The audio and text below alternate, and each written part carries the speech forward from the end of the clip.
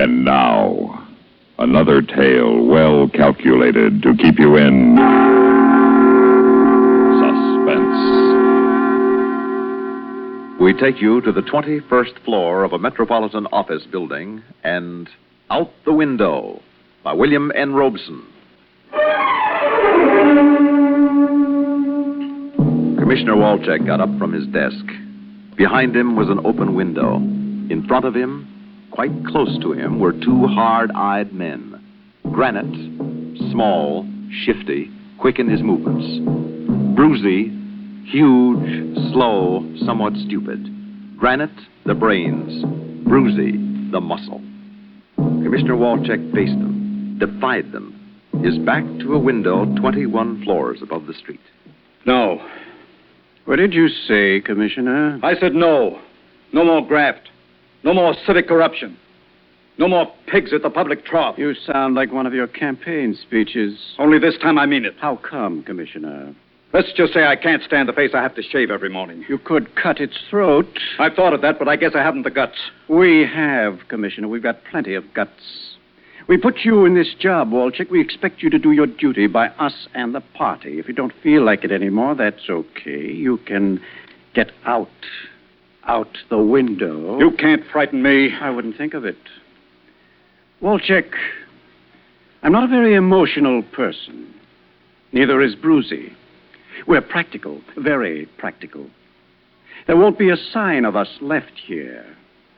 The commissioner fell from the window of his office on the 21st floor. The papers will say ill health, worry over threatened scandals in his administration. And there will be scandals, Commissioner. We'll see to that. Your reputation will outlive you, and it will be difficult for your wife to live with it. Why must she suffer my honesty? I can't say, since she can continue to enjoy the fruits of your dishonesty as long as you are willing. I will not. I cannot continue like this. That is your final word? It is. You're an idiot. Go ahead, Bruzy. Push him out the window. No, wait. Isn't there another way? I'll leave town, leave the country, disappear. You can have it, the administration, the party. We don't want it. We only want to run it. Is there no getting away from you? No. Change your mind? No. And you've only got one out. Out to the window. You'll have to do it. Go ahead, Bruzy. Yes. Come on, Bruzy. One good shove. That's all it takes, mister. One. Don't be too sure about it. Oh, no, Walczak, no. Judo friend, Granite. Learned it in the army. One of the few things you didn't know about me. Oh, no. Would you have been so shaken, I wonder, if it were me hurtling through space out there? No, I suppose not. You're quite helpless without your bruiser, Bruzy, aren't you, friend Granite? Another thing you didn't know about this gun. I've kept it here for years. I've often wondered why. Now I know. Now, Walczak, you don't think I meant all those things?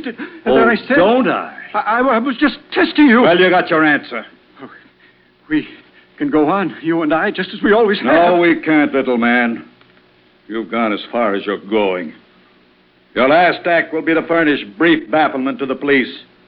When they come looking for the window poor Bruzy fell from, they'll find you lying here on the floor. No. And for a brief while, they'll think you pushed Bruzy out the window, then did away with yourself. And they'll wonder how you got into an office, locked from the outside. No, Walczak, for the love of...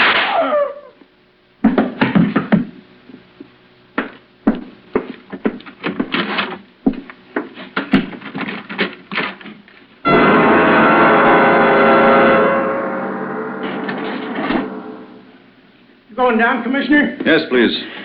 Terrible thing just happened. What's that? Oh, man just fell out of a window. Do they know which one? Oh, must have been pretty high. He was badly broken up. Identified? Isn't enough left of him. Must have been high. You know, funny thing, though. What? Nobody's reported it from any of the offices. If nobody saw him go and nobody's missing, it'll take all day to check all the offices in the building. Is that a fact? Oh, sure. Figure it out for yourself. I already had. Perhaps not all day, but hours. More hours than I needed.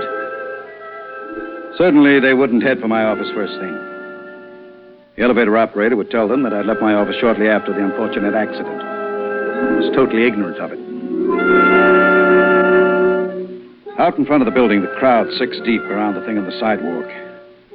Cab driver on the edge, peering. I tap him on the shoulder. He turns, wearing the face of Brucey. What do you want? Careful. Don't let this throw you. Cab, are you free? I'm in a hurry. Get in. This you hadn't counted on. A cab driver looking like Brucey. Brucey was lying there on the sidewalk where you had been. Brucey isn't driving the cab. The driver doesn't look like him, really. It's you who's given Brucey's face. Your guilty imagination. Guilty of what? Brucey would have pushed you out the window had you not flipped him. It was you or him. What a mess a man makes when his skin isn't holding him in. You or Brucey, that's all. Survival of the fit. Law of the jungle. No place for guilt here. No reason. But this you hadn't counted on. The treachery of your imagination. The guard at the bank. He's not the regular one standing by the door smiling at the customers. They've changed him. This one's new. This one's Granite. He looks like Granite, but he can't be Granite. Granite's dead up there in that locked office. Steady. This is the hallucination of a guilty conscience. Your conscience isn't guilty. It isn't. Here now. The girl who opens your safe deposit box for you. She doesn't look like Brucey or Granite. Not even like their sister. And you silently thank her for not looking like either of them. Then, she's gone with a smile, leaving you two alone to stuff your pockets with the price of your escape. All this beautiful money so prudently put away, leaving you alone to walk as bravely as you may past the guard that looks like Granite, to the waiting cab whose driver looks like Brucey.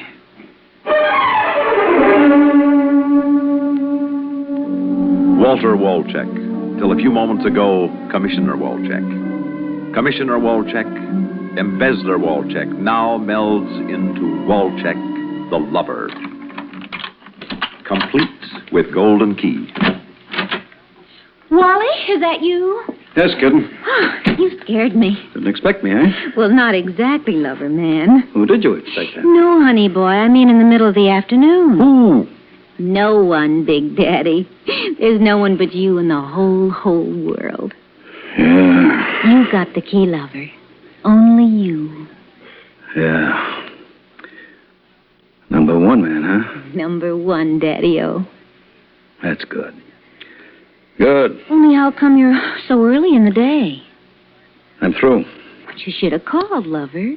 There wasn't time. It happened so fast. What, lover? Never mind. I'm through. I'm finished. I'm getting out. When? Now. Where are we going? Well... You're taking me with you, aren't you? Well, yes, sure. Where are we going? Away, somewhere. I don't know. Mexico, maybe. Mexico? Oh, I want to go to Europe. Rome, Paris, all the places you promised. I don't want to go to Mexico. Mexico first, the other places afterward. Mexico first. We don't need passports for Mexico. But you promised. I know.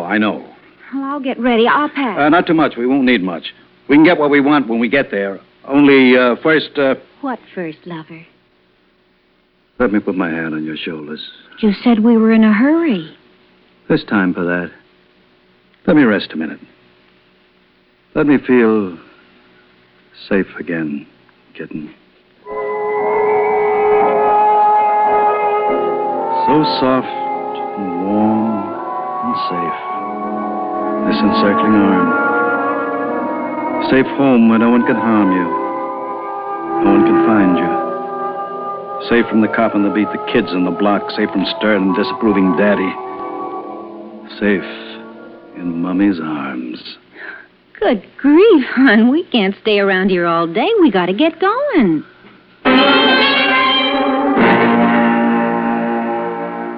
But it isn't Mummy at all. It's this ridiculous little blonde you call Kitten. And she's as loyal to you as any cat would be, so long as you feed it and stroke it regularly. No one can make you safe but yourself. No one can make you secure. No one can guard you. There's no one who cares but you. This piece of fluff, do you owe her the rest of your life? Do you owe her anything? She's got as much as she gave. Where are you going? I thought you wanted to... I gotta go. Where? Well, I gotta get tickets for the airplane. I thought I'd get the plane tickets while you get ready. I won't be a minute. Neither will I. Here. What's this for? $100 last-minute stuff. I don't know. Pay the landlady or something. You're not coming back, are you? What makes you say that? I know it. I feel it. You're not, are you? I must go. You've got lots of money. Your pockets are bulging with money. Let me go. Give it to me. Give me money. Give me more money. Go. Give me more money. Let go.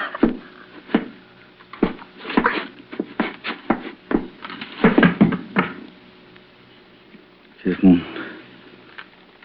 Soft like a kitten. Fragile like a kitten. Dead in a heap like a dead kitten.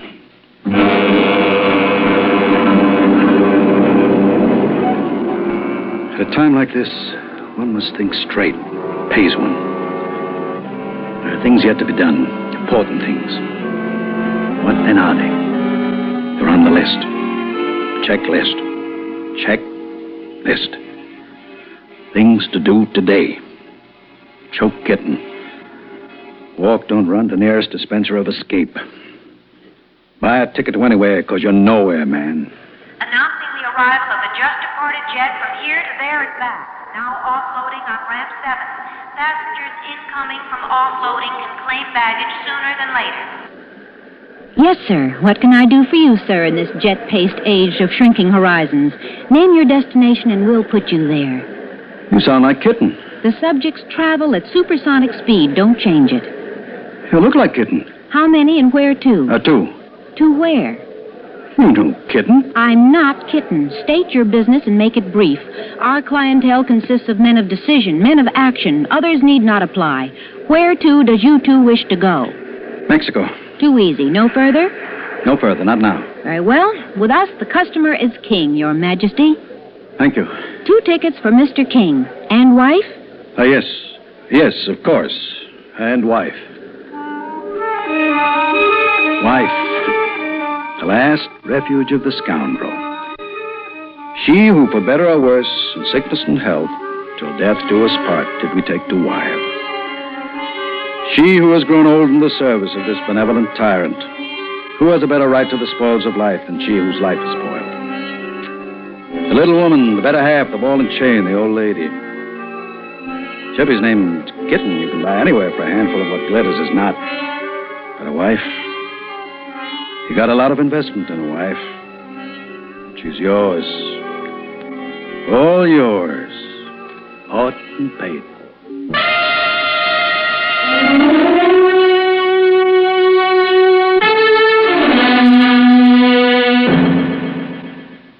In just a moment, we will return for the concluding act of Suspense.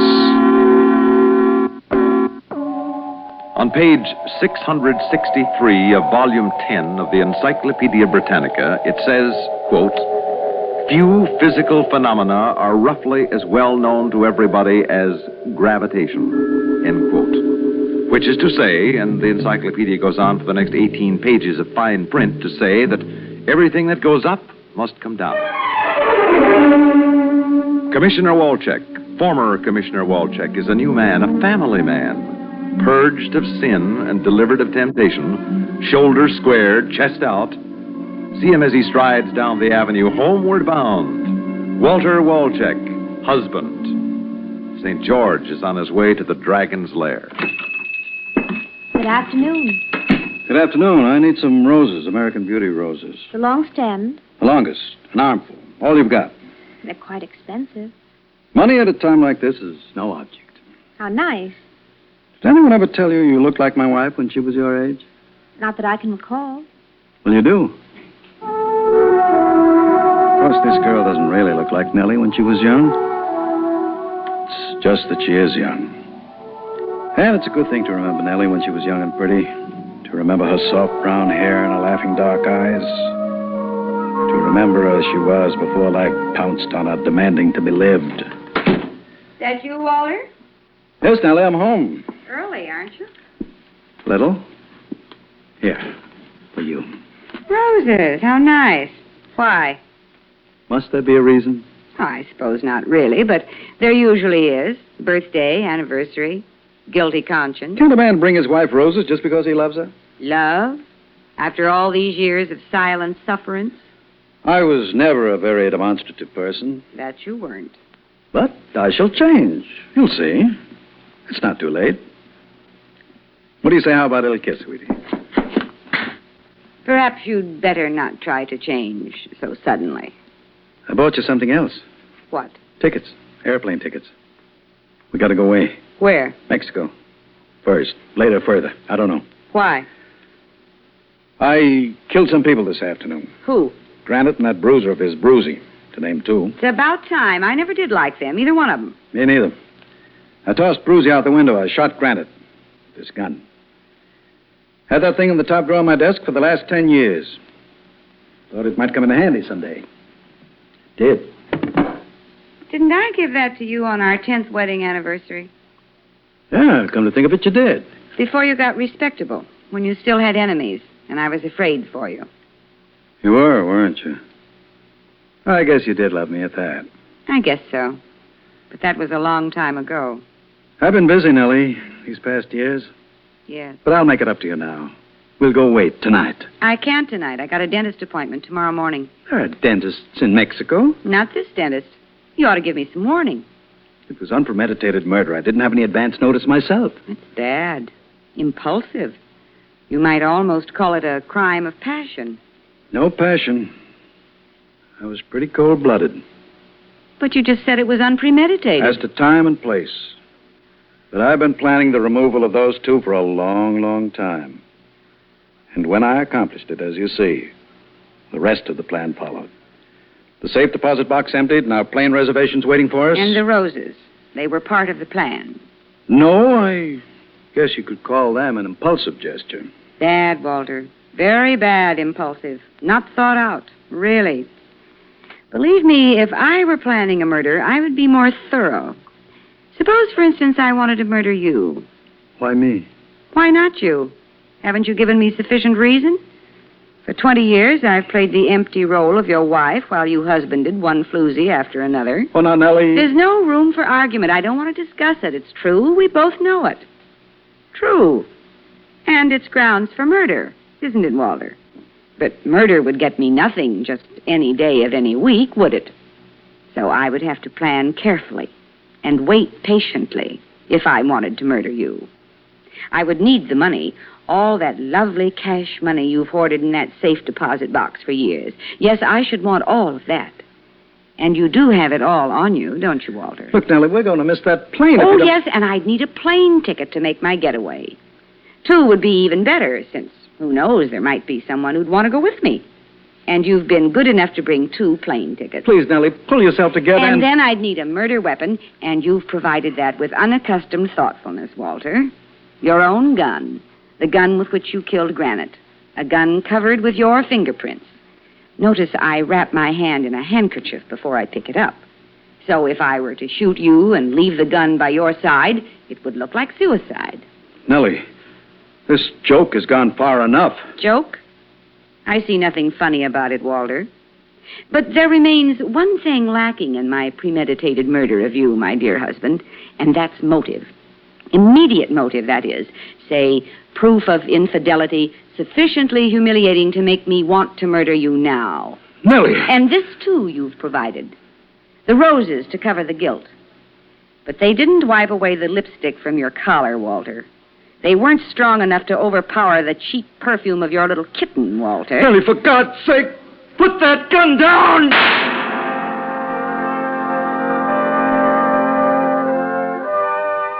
man's body falling from a great height and striking an unyielding surface such as concrete will often make sound exactly like a revolver shot.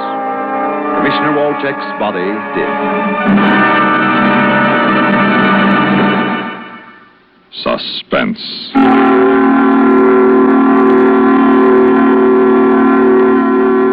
You've been listening to Out the Window, written for Suspense by William N. Robeson. In a moment, the names of our players and a word about next week's story of Suspense.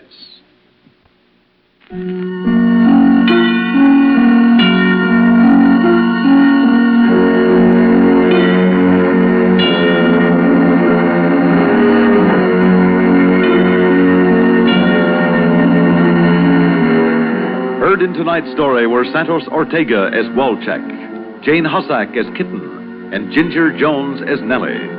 Others in the cast included Roger DeKoven, George Matthews, Sam Raskin, and Marilyn Cole. Listen again next week when we return with The Perfect Plan by Peter Fernandez, another tale well calculated to keep you in suspense. News analysis next, followed by the latest CBS news, and Have Gun Will Travel on CBS Radio.